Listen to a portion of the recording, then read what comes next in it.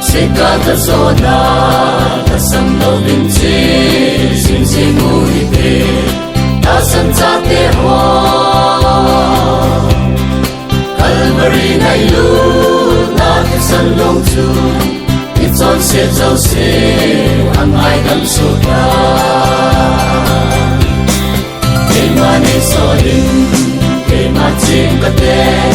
lan sa soi le ye pat ka nei sun ning đâu ding mel ma hi sa in tan song le che jing ding ka hi na gam ka ma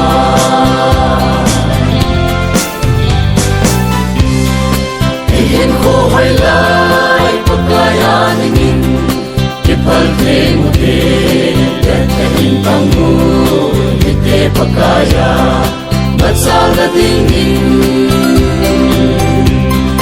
Tingin sungdan lai Ni ko cham chabo Inay tay sopi Kung kipan loyin Kay manay solin Kay matching kate Lan sa soy lenge Par ka na'y sunin Loading mel mahi Zalin kan song le Che jing ding ka hi Nagam kan ma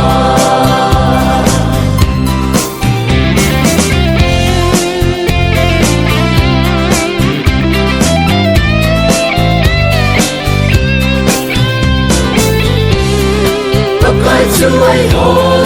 Lama apan le Iham bigin di